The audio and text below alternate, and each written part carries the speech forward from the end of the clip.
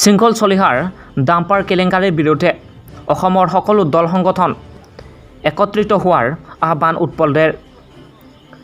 শৃংখল চলিহাই ডাম্পাৰ কেলেংকাৰীটো গোপনে ৰখাৰ বাবে অসমীয়া আৰু বেংগলীৰ মাজত সংঘৰ্ষ লগাব বিচাৰিছে শৃংখল চলিহাই।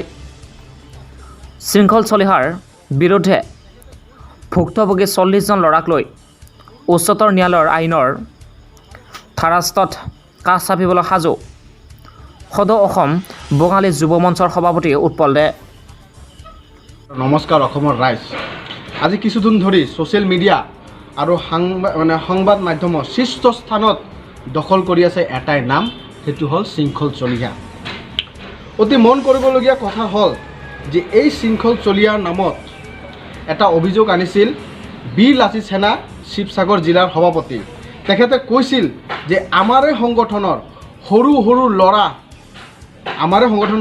ল'ৰা ছোৱালীৰ পৰা 2 লাখ, কাৰোবাৰ পৰা 3 লাখ, কাৰোবাৰ পৰা 5 লাখ টাকা কালেকশ্যন কৰি এটা সপোন দেখাইছিল, যিহেতু নিবনুৱা ল'ৰাবোৰ, যে কৈছিল যে তোমালোকে 5 লাখ 2 লাখ কৰি দিয়া, আমি তোমালোকক ডাম্পাৰ এটা কৰি দিম। কিন্তু সেই যে নিবনুৱা ল'ৰা যে আছে, সিহঁতৰ সংগঠনৰে ল'ৰা, এই ল'ৰাকেইটাৰ পইচা লৈ এই ল'ৰাকেইটা যেতিয়া শৃংখল চলিহা তেওঁৰ সতীৰ্থক যেতিয়া ক'লে যে আমি প্ৰেছ কনফাৰেন্স কৰিম, আমি অসমৰ ৰাইজক জনাম, আমি পুলিচৰ কাষ চাপিম, তেতিয়া শৃংখল চলিহা চতুৰ চালাক ল'ৰা এটা কি কৰিল যে এই বস্তুটো আমি কেনেকৈ ঢাকিব পাৰোঁ। কি কৰিল, তাৰ পিছদিনা যেদিনকা প্ৰেছ মিট হৈছিল, শিৱসাগৰৰ বি লাচিত সেনাৰ যিটো সভাপতি আছিল, তেখেতে প্ৰেছ মিট যেদিন কৰিছিল, তাৰ পিছদিনা কি কৰিল, শিৱসাগৰৰ জিলাৰ এটা পাল উপাধিৰ ব্যৱসায়িক তাৰ গইনা লৈ তুচ্ছ তাচ্ছিল্য মন্তব্য কৰা আমি দেখিবলৈ পাইছোঁ। তেওঁ চালাকি কৰি জাতিক টাৰ্গেট কৰি দিলে। আমি জানা দৰকাৰ যে অসমত যেতিয়া অসমীয়া বেংগলীৰ যিটো বিবাদ বা কিবা যদি ঘটনা হয়, এই নিউজটো খুব ভাইৰেল হয়, খুব TRP পায়, আৰু এই নিউজটো 1 মাহ 2 মাহ অবধি চলে। কাৰণ কি, এইটো 1980ৰ পৰা 31 চনৰ পৰা অসম আন্দোলনৰ পৰা এই চৰিত্ৰটা আছে। কেতিয়াবা অসমীয়া আৰু বেংগলীৰ মাজত যদি সংঘৰ্ষ হয়, TRP বহুত পায় নিউজ চেনেল, আৰু এইটো বহুত ভাইৰেল হয়, বহুত চেনেল চায়। কিন্তু আজি অসমত 70টা সংগঠন আছে, ক'ত বোলে 80টা সংগঠন আছে। আজি 70টা সংগঠন 80টা সংগঠন এই ভুক্তভোগী ল'ৰাৰ ঘৰত গৈছে নেকি, যাৰ পৰা 2 লাখ 3 লাখ কৰি টাকা লৈছে যে শৃংখল চলিহা।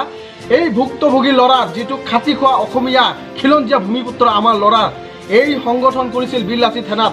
এই সংগঠনৰ ল'ৰাই, তেখেতৰ সংগঠনৰ ল'ৰাৰ পৰা 2 লাখ 5 লাখ 4 লাখ কৰি নিবনুৱা যিটো মাটি বিক্ৰী কৰি কিছুমান মানুহে টাকা দিছিল, এই টাকাটো এই যে তাৰ পৰা লৈছে, এই ভুক্তভোগীৰ পৰিবাৰৰ ঘৰত আজি কোনোবাই গৈছে নেকি? যোৱা নাই।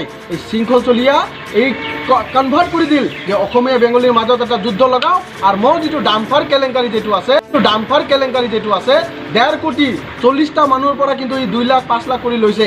1.5 কোটিৰ ওপৰত এই যিটো ডাম্পাৰ কেলেংকাৰী, এই বস্তুটো যাতে ঢাকি যায়, অসমৰ ৰাজ্যত যাতে মোক জগৰীয়া নকৰে। কিন্তু আমি ক'ব বিচাৰিছোঁ, আপুনি যাৰ পৰা পইচা লৈছে, সিহঁতৰ লগত আমাৰ কথা হৈছে ফোনত। আমি সিহঁতক আশ্বাসন দিছোঁ যে প্ৰয়োজন সাপেক্ষে আমি হাইকোৰ্টত আপোনাৰ হৈ এই শৃংখল চলিহাৰ নামত আমি কিন্তু কেছ ৰুজু কৰিম, আৰু ইতিমধ্যে ইয়াৰ প্ৰস্তুতি চলি আছে। আৰু যে ভুক্তভোগী যাৰ পৰা 2 লাখ 3 লাখ কৰি যে ডাম্পাৰ দেওয়াৰ প্ৰতিশ্ৰুতি দি শৃংখল চলিহা নামৰে যে পাপত গজা এটা ফকলাণ্ডু নেতা যে লৈছে, এই পইচাটো আমি কৈছোঁ যে আপোনালোকক আমি মোকলাই দিম, আৰু প্ৰয়োজন হ'বকে আমি থানাতো কেছ কৰিম। আমি এইটো দায়িত্ব লৈছোঁ। আজি অসমৰ ৰাজ্যক ক'ব বিচাৰিছোঁ, আজি অসমীয়া সমাজ আৰু বেংগলী সমাজক ক'ব বিচাৰিছোঁ যে আপোনালোকে মনত ৰাখিব, ভূপেন হাজৰিকা কি কৈছিল, গংগা আমাৰ মা, পদ্মা আমাৰ মা, মানুহ মানুহৰ বাবে। আজি কি আপোনালোকে আমি একে দুইজনে মাৰা পিটি কৰি কি মৰি যাম, না ডেভেলপৰ কাৰণে চিন্তা কৰিম? আজি কি আপোনালোকে ল'ৰা ছোৱালীকে এইটো শিক্ষা দিব নেকি যে বাঙালীৰ লগত নিমিলিবি, বা আমি বাঙালী পৰিবাৰক শিক্ষা দিম নেকি যে অসমীয়াৰ লগত নিমিলিবি? প্ৰত্যেকটা অফিচ, প্ৰত্যেকটা স্কুল, প্ৰত্যেকটা কলেজ, আজি আপোনালোকে মিডিয়াত চাব, আপোনালোকে বহুত অসমীয়া মিডিয়া আছে, অসমীয়া ল'ৰা ছোৱালী আৰু বেংগলী ল'ৰা ছোৱালী আপোনালোকে মিলিজুলি কাম কৰি আছে আজি মিডিয়াত।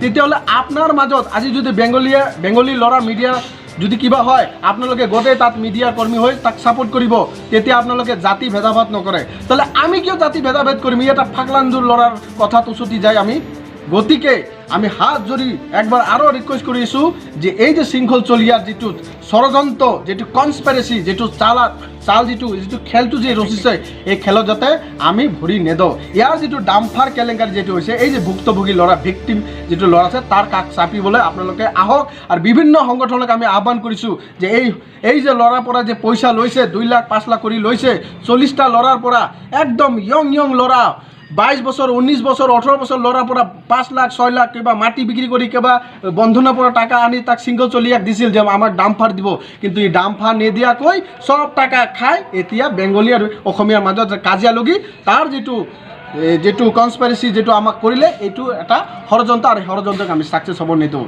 আমি কৈছোঁ, অসমীয়া সমাজক কৈছোঁ, বেংগলী সমাজক কৈছোঁ যে আমি মিলা প্ৰীতিৰে থাকিব লাগিব, অসমখন আগবাঢ়িব লাগিব। আৰু যিটো শৃংখল চলে, যিটো ডাম্পাৰ কেলেংকাৰী, এইটো আমি উচিত তদন্ত কৰিম। আৰু ইতিমধ্যে আমি এই হাইকোৰ্টত কেছ কৰিম। এই কেইদিনৰ মাজত আমি চলি আছোঁ হাইকোৰ্টত কেছ কৰিবলৈ। আৰু এইকেইটা ভিক্টিম যিটো আছে 40টা ল'ৰা লৈ আমি হাইকোৰ্টত কেছ কৰিম। কাৰণ এই ল'ৰাকেইটাৰ খাটি খোৱা ল'ৰা হয়, খিলঞ্জীয়া ভূমিপুত্ৰৰ ল'ৰা হয়। ইহঁতৰ পৰা টাকা ল'ব আৰু আমি সহ্য কৰি বহি থাকিম, আমি নহয়। আমিও খিলঞ্জীয়া না, এইকাৰণে খিলঞ্জীয়া প্ৰতি টান আছে, সেইকাৰণে ইহঁতৰ দায়িত্ব আমি লৈছোঁ। ধন্যবাদ।